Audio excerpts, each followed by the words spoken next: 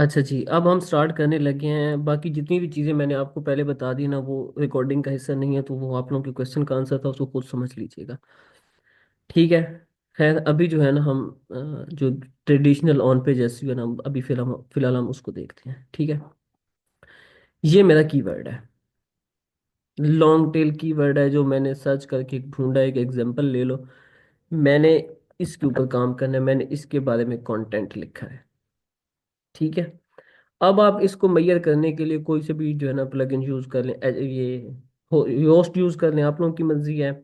Rank math कर लें, वो आप लोगों की मर्जी है, कोई रिस्ट्रिक्शन नहीं है उसके ऊपर। खैर, इधर आ गया हूँ। सबसे पहले मैंने इसकी सेटिंग ओपन की है, रैंक मैथ की। ओपन करने के बाद ये मुझे ऑप्शन दे रहा है फोकस कीवर्ड का, कि भाई फोकस कीवर्ड डालो। डाल दिया फोकस कीवर्ड। डायरेक्ट उसने 74 उठाया है। क्यों 74 उसने उठाया, मैं चीज़ें भी बताता हूँ। ये मैंने कॉपी किया अपना एक आर्टिकल दूसरे आर्टिकल के ऊपर, लेकिन अभी मैं आपको इसके वन बाई वन एक एक चीज़ के ऊपर चेक करता हूँ। मैटा इसके अंदर भी इसको ऐड होना चाहिए। ठीक है। अब मेरी एक बात सुने। हुआ क्या है ये देखें। इसको मैं अभी मैंने आप लोगों के लिखा था, अभी मैं इसको ना रिमूव कर देता हूँ। देखें, focus keyword not found in your SEO Meta, यहाँ से डिलीट हो गया। क्यों हो गया है? कि मैंने पिछले लेक्चर में आप लोगों को बताया था कि जो आप लोगों की मेटा डिस्क्रिप्शन होती है, अगर वो आप खुद नहीं लिखेंगे, मेटा डिस्क्रिप्शन अपने आर्टिकल की, तो ये क्या कहते हैं कि ये स्टार्टिंग के कुछ वर्ड जो होते हैं ना, वो उसको ऑटोमेटिकली उठा लेता है। समझ आइए बात की, कि अगर आप खुद नहीं लिखेंगे तो वो खुद से ही उठा लेता है। खैर, मैंने क्या किया कि मैंने यहाँ पे लिख दिया है अपना फोकस कीवर्ड स्टार्ट में ही। ठीक है, तो ऑटोमेटिकली उसने उसको पिक कर लिया। ठीक है। दूसरा ये है कि आप इधर आए, स्निपेट में अंदर आए, यहाँ पे आके ना आप परमालिंक के नीचे यहाँ पे देखें, ये इसने खुद ही जनरेट किया हुआ है। खुद ही जनरेट किया हुआ है। मैं इसको लिख देता हूँ, फाइंड सम वेट। क्या था यार? उसको क्या करें?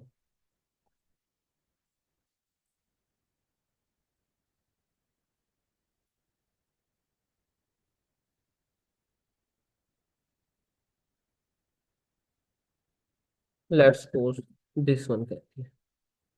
ठीक है। तो ये ले मेटा की, इसमें कीवर्ड भी आ गया, ये आपकी एक मेटा डिस्क्रिप्शन बन गया। मैंने ऐसे रैंडमली लिख दिया, कुछ भी लिख दिया। ठीक है। जब आप अपने लिखेंगे तो ओब्वियसली सी बात है, मैंने पिछले लेक्चर में डिटेल में बताया था कि ये आपने कैसे लिखनी है। समझ में आया था उसकी, मैं उसी डिटेल में नहीं जा रहा। टाइटल के अंदर क्या होता है? टाइटल आ गया, आपका पेज आ गया है। ठीक है। इसमें ये सेपरेटर एक आ गया, साइट नेम आ गया है, आपने क्या क्या चीज़ें ऐड करनी है। उसके बाद आ जाता है आपका यहाँ पे करंट ईयर। ठीक है। मेरे ख्याल में योस्ट के अंदर ये लगता होता है डबल के साथ, ईयर। ऐसे करके योस्ट में मेरे ख्याल में ऐसा लगता है, इसके अंदर सिंगल लगता है, लेकिन योस्ट के अंदर डबल लगते हैं। इसका फायदा क्या होता है? इसका फायदा ये होता है कि ये देखें ना, अभी 2025 लग गया ना ईयर। अगर 2026 होगा ना, तो ये ऑटोमेटिकली चेंज हो जाएगा। ठीक है। अगर इसको आप नीचे भी यूज करें तो नीचे भी सेम ही होगा। ठीक है। मेरे ख्याल में करंट डेट भी होता है। करंट डेट भी आ गया, देखा? January 13। ठीक है। इसका ये फायदा होता है कि अगर आपकी वेबसाइट पे मल्टीपल आर्टिकल्स पड़े हुए हैं, तो आपको वन बाई वन जाकर उनका चेंज नहीं करना पड़ेगा। करंट ईयर लगा देते हैं, करंट डेट लगा देते हैं, तो वो ऑटोमेटिक ही चेंज करता रहता है। ठीक है, उसमें कोई इतना कोई नहीं है।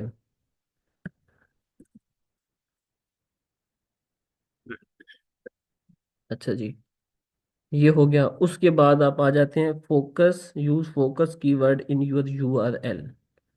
यूआरएल के अंदर आपका जो फोकस कीवर्ड है, मेन कीवर्ड है, वो आना चाहिए। वो कैसे आना चाहिए? वो ऐसे आना चाहिए। एक सेकंड।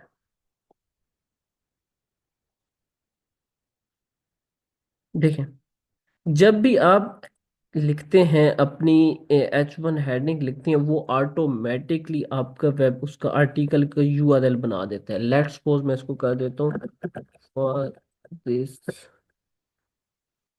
ऐसे कहती है। सेव कर दिया।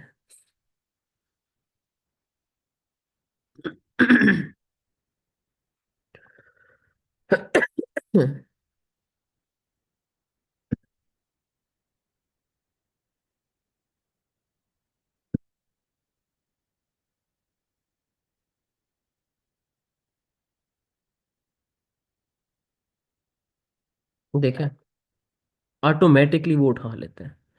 जब भी आपने H1 हेडिंग बनानी है, वो लिखनी है, उसके बाद आपने आर्टिकल को पब्लिश करने से पहले एक दफा के तसल्ली से इसको चेक कर लेना है।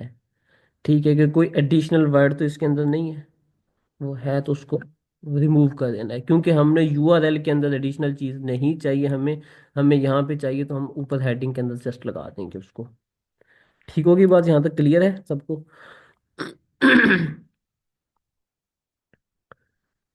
इस अच्छा, ये चीज है ना, कुछ लोग focus keyword appear in your first 10% of your content, यार मैं इसमें बिलीव नहीं करता। ठीक है, मेरे से जिसने डिसएग्री करना है वो कर ले, मैं इसमें ज्यादा बिलीव नहीं करता। ये चीज बहुत पहले यूज होती थी। ठीक है, उसमें लोग क्या करते थे कि उसमें ना जबरदस्ती के कीवर्ड घुसाना शुरू कर देते थे। अब मेरा तो नेचुरली लग रहा है तो वो लग रहा है, मैंने जबरदस्ती का नहीं घुसाया कहीं पे। ठीक है, जबरदस्ती का मैंने अपना कीवर्ड नहीं घुसाया, और मेरी कोशिश भी होती है कि मैं ना घुसाऊं। स्कोर नीचे आता है, कोई फर्क नहीं पड़ता उससे, आ जाए नीचे। ठीक है, वो इसको कीवर्ड डेंसिटी कहते हैं। ठीक है, उसके ऊपर ज्यादा जो है ना, उसको हिम्मत खाम खा के कीवर्ड उसमें घुसाने नहीं लग जाने। ठीक है, रेलिवेंट जितना भी आप लिखेंगे उतना काफी होता है।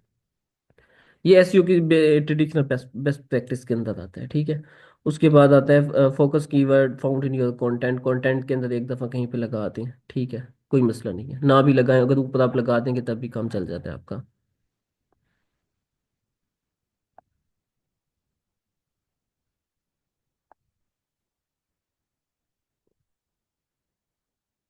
सर सेटिंग में, यार ये ना, वो आप प्लगइन यूज करेंगे ना, योस्ट या ये मैथ, रैंक मैथ, इनके अंदर ये फीचर होता है, करंट डेट और वाला।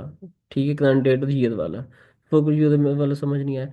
देखें यूआरएल का कैसे मैं दोबारा बता, देखो आपकी जो H1 हेडिंग होती है ना, जब ये आप लिखते हैं ना, तो ये ऑटोमेटिकली आपका यूआरएल बन जाता है। ठीक है, जब ये आपके वेबसाइट्स का आर्टिकल का यूआरएल बन जाता है, तब जाके आप लोग मैन्युअली उसको चेंज करते हैं। यहाँ से लिंक के अंदर आए, यहाँ पे आए, उसको चेक करें, जो एडिशनल वर्ड है उसको डिलीट कर दें, और जो एक्चुअल यूआरएल आप बनाना चाहते हैं वही रहना चाहिए यहाँ पे। वो लिख लेंगे आप, ऑटोमेटिकली वो वहाँ पे ऊपर सेव हो जाएगा, उसको कैंसिल कर दें, सिंपल दैट्स इट। क्या मुश्किल है इसमें?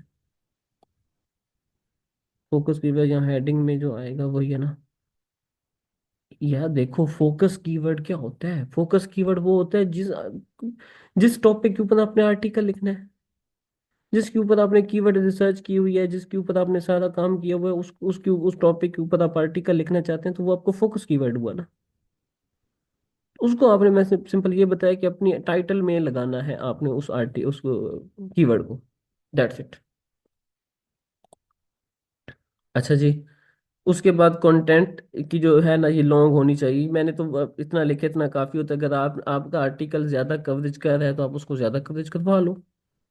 ठीक है, 2000 तक जा रहा है, 2500 तक जा रहा है, कंटेंट बहुत बड़ा है आपका, आपके टॉपिक के अंदर जो है ना, बहुत कुछ आपने कवर करना है, सब टॉपिक बहुत ज्यादा है, तो आप उसको वन बाई वन कवर करोगे तो ये 2000 तक पहुंच जाएगा, ये ऑलरेडी ग्रीन हो जाएगा, ना भी हो तो खैर है, ठीक है, चल जाता है। उसके बाद कहता है कि फोकस की वर्ड फाउंड इन यूर सब हेडिंग। सब हेडिंग कौन सी है? H2, H3, H4, H5, H6। इसके अंदर ये कहता है कि किसी एक के अंदर भी आपका जो है ना, फोकस कीवर्ड वो एक दफा आना चाहिए। ठीक है, ये इसकी ट्रेडिशंस है। ना भी आए, स्कोर कम हो जाता है, थोड़ा सा ग्रीन हो जाता है, 80 तक आ जाता है, खैर है, कोई बात नहीं, ज्यादा टेंशन नहीं लेनी। ठीक है, आता है, अगर वो कीवर्ड नहीं आ रहा, उसके कोई और सिमिलर कीवर्ड है जिसकी इंटेंट सेम है, तो आप वो यूज कर लो। ठीक है, वो आप लगा दें वहां पे। यूआरएल जो है ना आपका, लेकिन 60 कैरेक्टर तक होना चाहिए, जैसे मैंने बताया यहाँ पे। ठीक है, उसके बाद आ जाता है इंटरलिंकिंग एंड एक्सटर्नल लिंकिंग। ठीक है, इंटरलिंकिंग क्या है?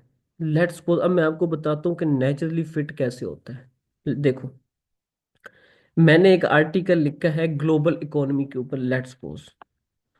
और मेरे आर्टिकल के अंदर ये वाला वर्ड आ रहा है ग्लोबल इकोनॉमी। मैं सिंपल सिंपल इसको जाके अपने दूसरे आर्टिकल के साथ इंटरलिंक कर दूंगा, लेट्स सपोज।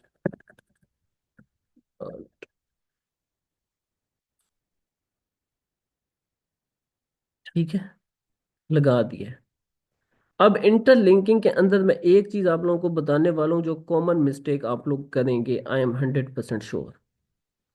जाके अपनी वेबसाइट को देख लेना, आप लोगों में से कितने लोगों ने की होगी। ये एक आर्टिकल है, मैं इसको करता हूँ कॉपी। कॉपी कर दिया। मैं इसको करना चाहता हूँ इंटरलिंक। मैंने एक और आर्टिकल लिखा है एआई के बारे में। एआई को सिलेक्ट किया है, यहाँ पे क्लिक किया है, यहाँ पे क्लिक किया। ये आगे वाला डैश एज इट इज रहने देना है, इसको डिलीट नहीं करना। अब किसी के दिमाग में ये क्वेश्चन आ रहा है कि मैंने ये बात क्यों की है, बताओ जरा मैसेज में। जो जो क्वेश्चन कर रहे थे बताओ जरा।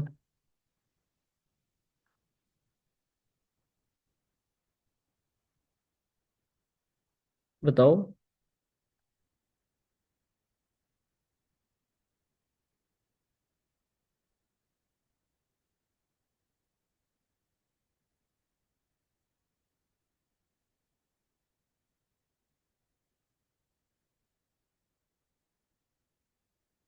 नहीं, ब्रोकन लिंक तो नहीं होगा।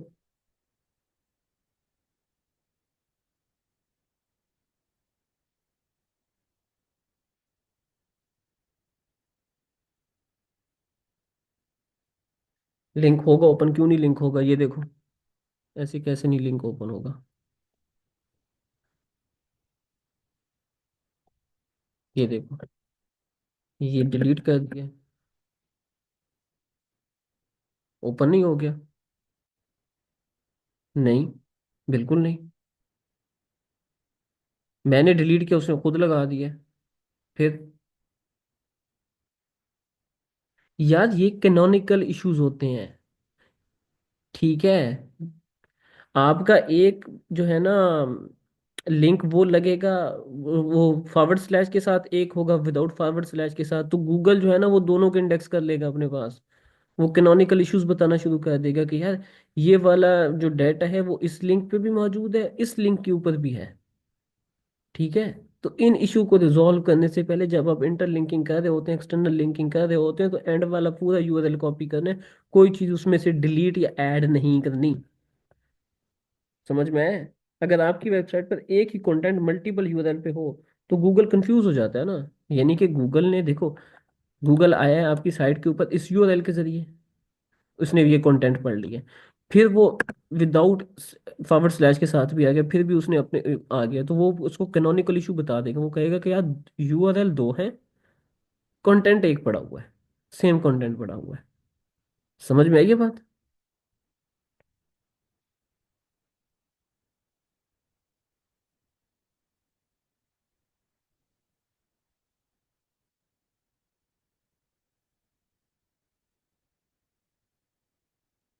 इसलिए इसको आपने नहीं लिखना।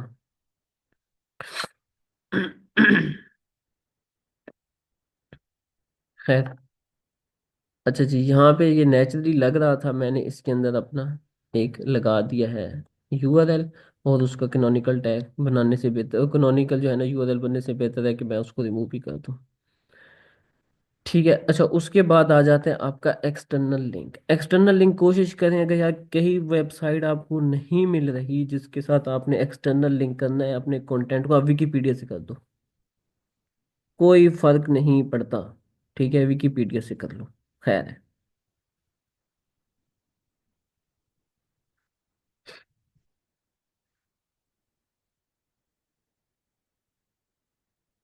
फोकस कीवर्ड ऑलरेडी यूज हो चुका है तो उसको मल्टीपल टाइम में क्या करते हैं, बाकी जितनी भी डिटेल है ना यार, आप इसको वन बाई वन जाके ना, इसका लिखे होते हैं साथ, उसको भी जाके पढ़, जैसे simple test that is check you are already user.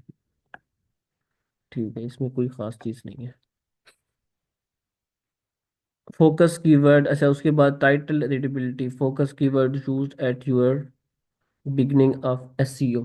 ठीक है, तो वो मैंने स्टार्टिंग में लगा दिया, टाइटल के स्टार्टिंग में ही आ रहा है मेरा। ठीक है, और अगर इसको मैं कह दूं ऐसे कि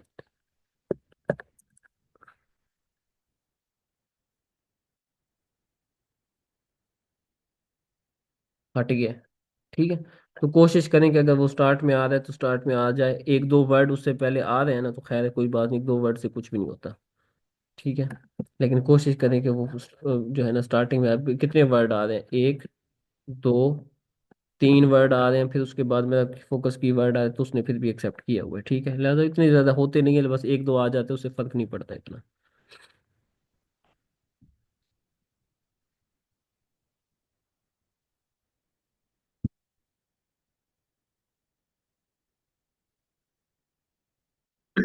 अच्छा, ये क्या चीज है? पॉजिटिव और नेगेटिव सेंटीमेंट पावरफुल वर्ड, मैं दोनों को क्लियर कर रहा हूँ एट द सेम टाइम, नीचे वाला भी ये वाला। देखो होता क्या है, अगर मैं इसके साथ कोई एक ऐसा सेंटीमेंट क्रिएट कर दूं, कोई इमोशन सेंटीमेंट क्रिएट कर दूं कि जिससे यूजर जो है ना अट्रैक्ट हो इस आर्टिकल को पढ़ने के लिए, ये सिंपल ऐसे लिखो ना, मैं इसको लिख देता हूँ कि let's suppose clear answer, checkout हो गए सारे। क्यों चेकआउट हो गए? कि जब ये यूजर इस टाइटल को पढ़ेगा ना, वो कहेगा कि AI prediction for the next decade, आगे लिखो क्लियर आंसर, एक बिल्कुल क्लियर आंसर यूजर को मिल रहा है। ठीक है। साथ में फॉर एग्जांपल ये लिख देता हूँ, कोई मैंने यहाँ पे मेडिसिन कोई टिप लिखी है हेल्थ केयर के रिलेटेड, या चलो स्किन केयर के रिलेटेड, मैं भी यहाँ पे लिख देता हूँ आर यू सेफ। एक इमोशनल सेंटीमेंट क्रिएट करना है। ठीक है। कोई ऐसा वर्ड लिखना है, कोई ऐसी चीज लिखना है जिससे यूजर उसको पढ़ने में इंटरेस्टेड हो, विलिंग हो। ठीक है। समझ में आई ये बात आपकी? इसलिए ये कह रहा था मैं।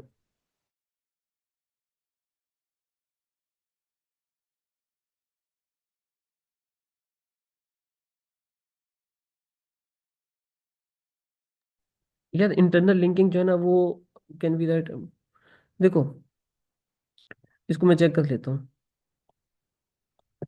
इंटरनल लिंकिंग जबरदस्ती की नहीं घुसानी, ये रैंकिंग में आपको हेल्प आउट करती है। मैंने आपको बताया है कि ये कोशिश करें आप लोग कि ये कम कम कर रहा है समहाउ। ठीक है, इसलिए टेंशन नहीं लेनी, हो जाता है, ऊपर वाला ना भी हो तो भी चल जाते हैं। ठीक है। करना क्या है, देखो इंटरनल लिंकिंग, अब देखो यहाँ पे अगर एआई का वर्ड यूज नहीं हुआ, मैंने अपना एक आर्टिकल है एआई टूल्स का। ठीक है। तो उसको मैंने कैसे इसके अंदर नेचुरली फिट करना है, जैसे ये देखो ना, trillion to the global economy. अब ग्लोबल इकोनॉमी यहाँ पे ऑलरेडी अच्छे तरीके से लिखा गया नेचुरली, इसके अंदर मैं अगर आपको दूसरा आर्टिकल लगा देता हूँ तो वो तो नेचुरली फिट हो रहा है ना, वो हमें फायदा मंद ही होगा। ठीक है। ऐसा नहीं है कि आप अपने कंटेंट कंटेंट जो है ना वो आगे पीछे सारा फेर दें और फिर जो है ना उसके अंदर लगाना शुरू कर दें, इंटरनल लिंकिंग जबरदस्ती की घुसाना शुरू कर दें। ठीक है। या आप एडिशनल एक पैराग्राफ लिख रहे हैं, उसके अंदर बड़ी डिसेंट सी डिटेल लिखे तो एक दो वहां पे लिंक लगा दें तो ठीक है, चल जाता है। ऐसा नहीं होता कि जो है ना आपने 100 वर्ड का एक लिखा है, पैराग्राफ लिखे हैं दो, और उसके अंदर जनाब आपने उठ के ना 25 लिंक लगा दिए हैं जिनकी सेंस ही नहीं बन रही। ठीक है। तो कंटेंट के अंदर लगाएं, इंटरनल लिंक करें, लेकिन उसको नेचुरली करें। ठीक है। अब जैसे यहाँ पे अगर एआई का आर्टिकल है, एआई का वर्ड आ रहा है तो मैं उसके अंदर लगा दूंगा। ये चलो नीचे स्क्रॉल डाउन कर दे तो एआई फर्स्ट कंपनी के नाम से अगर आ रहा है तो मैं लिख the first company of AI. Let's suppose अगर ऐसा कोई है आर्टिकल तो मैं उसको लगा देता हूँ। यहाँ पे अगर मेकिंग की जगह मार्केटिंग टूल्स हैं तो मार्केटिंग टूल्स के अंदर लगा दूंगा। समझ में आई ये बात? यहाँ पे चैट जीपीटी है ना, यहाँ पे लिखे which include like ChatGPT and DALL-E AI. ठीक है, डेल ई। चैट जीपीटी, यहाँ पे चैट जीपीटी को मैं एक्सटर्नल लिंक दे दूंगा। समझ में आए? इसको है तो इसको एक इंटर, अगर मैंने आर्टिकल लिखा हो इंटरनल लिंक, इंटरनल लिंक कोशिश करनी है नेचुरली फिट करें। ठीक है।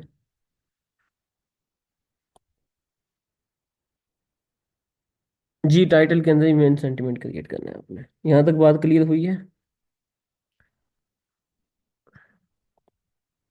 अच्छा जी, उसके अंदर आ जाता है आपका table of content. Table of content आपने लगा लेना है अपने आर्टिकल के अंदर, जैसे मैंने यहाँ पे लगाया हुआ है। ठीक है। टेबल ऑफ कंटेंट जो है ना व्यू आपने लगा देना है, फिर इसकी सेटिंग कर लेनी है कि इसके अंदर कौन कौन सी हेडिंग शो होनी चाहिए, H2 होनी चाहिए, H3 होनी चाहिए, कौन कौन सी होनी चाहिए। मैंने यहाँ पे सिंपल H2 अलाउ की हुई है। ठीक है। You are using a short paragraphs, कोशिश करें आपके पैराग्राफ जो है ना तीन चार चार लाइन से ऊपर ना आ जाए। वो देखो पढ़ने में आसानी होती है। एक एग्जांपल दे देता हूँ, चलो यहीं पे दे देता हूँ। किधर गया ये वाला। चलो मैं इसी को उठा लेता हूँ।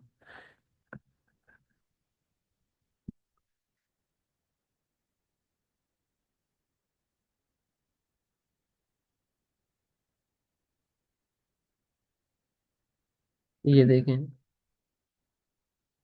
अ, कितना वियर्ड लग रहा है, पढ़ने में मुश्किल लग रहा है। ठीक है, बंदा यहाँ से पढ़ता पढ़ता पढ़ता पढ़ता है।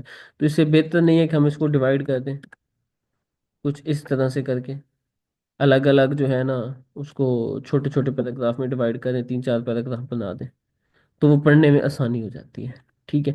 ये basic traditional on page SEO practice हैं जिनको आपने फॉलो करना है। फिर आपने अपने आर्टिकल के अंदर एक दो इमेजेस भी लगानी है। और इमेजेस लगाने का मैंने क्या प्रोसेस बताया था आप लोगों को, बताएं जरा। पिछला लेक्चर जिस जिसने लिया था ना, प्लीज बताएं मुझे। क्या बताया था मैंने? यहाँ से पता चल जाएगा कितने लोग सीरियसली काम कर रहे हैं। एक का आंसर आ गया, बाकी बताएं जरा अपना अपना। 23 लोग हैं, बता देखता हूँ कितने लोगों का जवाब आता है। यार चार पांच लोग ही। हाँ जी, बिल्कुल ऐसे ही है। 100 के भी से कम ही होना चाहिए, ज्यादा नहीं होना चाहिए। ठीक है। अच्छा, उसके बाद एक और होता है यहाँ पे आपके पास, फीचर इमेज। फीचर इमेज भी आप लगा देंगे। ठीक है। पोस्ट में आए, यहाँ पे ये फीचर इमेज लिखा हुआ है। फीचर इमेज पे क्लिक करें। अगर कोई इमेज ऑलरेडी जैसे मेरे पास लगे हुए, लेट्स सपोज एक लगा हुआ है, मैं इसी को उठा देता हूँ। ये देखो, टाइटल में आपका फोकस कीवर्ड आ गया है, आपका ऑल टेक्स्ट में आ गया है, और यहाँ पे इसमें भी अच्छा एक और चीज भी यहाँ पे मैं आपको बता दूं कि लेट्स सपोज आपने तीन चार इमेजेस यूज किए हैं ना अपने उसके अंदर, आर्टिकल के अंदर, और एक इमेज के अंदर आपने जो है ना अपना फोकस कीवर्ड डाला है, बाकी इमेजेस जो है ना वहाँ पे आप जो है ना सिमिलर कीवर्ड डाल दें जिनका इंटेंट सेम हो, तो उससे भी फायदा होता है। ठीक है। उससे जो है ना कीवर्ड स्पैमिंग नहीं होती, वो भी फायदा करता है, क्योंकि फोकस कीवर्ड आपने ऑलरेडी डाल दिया, तो बाकी जो उसके जो हेल्पिंग कीवर्ड्स हैं वो भी आप डाल दें तो कुछ नहीं होता। उल्टा फायदा ही होता है, नुकसान कोई नहीं है उसका। खैर ये मैंने एक सिलेक्ट कर दिया और मैं इसको लगा देता हूँ। ठीक है। ये एक लग गया, अब स्कोर 81 हो गया, ग्रीन हो गया, दैट्स इट। ठीक है। उसके बाद नीचे आपने कैटेगरीज बनाई होंगी, कैटेगरीज को अपना वन बाई वन सिलेक्ट कर लें जिसके अंदर आपने शो करवाना है, और उस आर्टिकल को आप वहाँ पे पब्लिश कर देंगे। ये basic on page SEO traditional practice है जो कि पुरानी चली आ रही है। अब वक्त बहुत चेंज हो चुका है, बहुत कुछ नया भी आ चुका है इसके अंदर। लिहाजा अभी के लिए आप लोगों के लिए मैं ये बता रहा हूँ कि ऑन पेज जो ऐसी होती है ना, वो बेसिकली ट्रेडिशनल ऑन पेज ऐसी होती है, मुझे होती है।